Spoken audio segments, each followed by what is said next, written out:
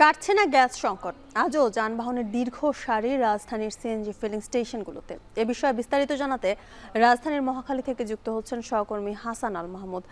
হাসান, রাজধানীতে গ্যাসের সংকট কাটছে না, এরই মাঝে গ্যাসের সরবরাহ ও প্রাপ্তি নিয়ে কি বলছেন পাম্পের কর্মী ও গ্রাহকরা, জানাবেন।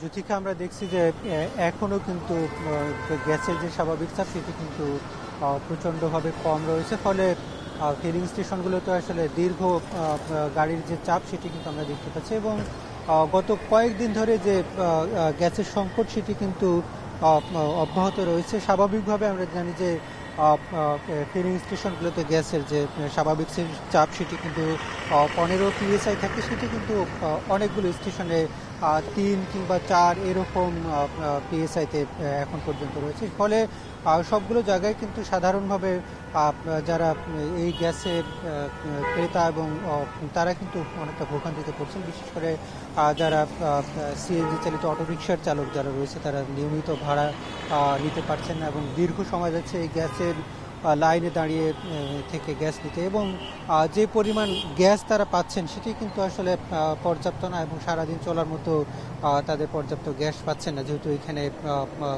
গ্যাসের চাপটা অনেক কম। ফলে দীর্ঘদিন ধরে যে প্রায় 1 মাস ধরে যে সারা দেশের যে ভোগান্তি সেটি কিন্তু আমরা ফিলিং স্টেশনগুলোতে আসলে একটু লক্ষ্য করা যাচ্ছে। বাইরে আমরা দেখেছি যে সাধারণ যেসব বাসা বাড়ি সেগুলোতেও কিন্তু প্রচণ্ড পরিমাণে গ্যাসের সংকট।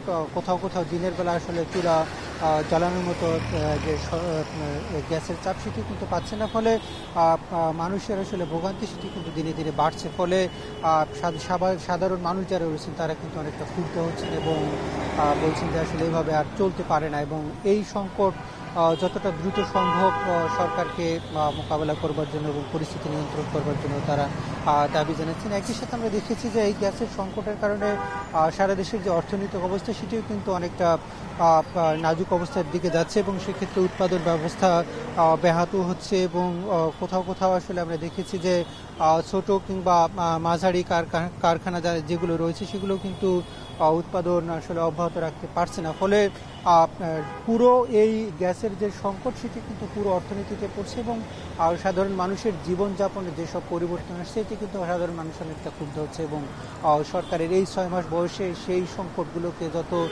দ্রুত সম্ভব কাটিয়ে ওঠা সম্ভব সেই কিন্তু দাবি জানিয়েছেন সাধারণ মানুষ। তো এই ছিল আমার কাছে এখান থেকে সবশেষ পরিস্থিতি। গ্যাস সংকটের খবর জানাতে যুক্ত ছিলেন হাসান আল মাহমুদ।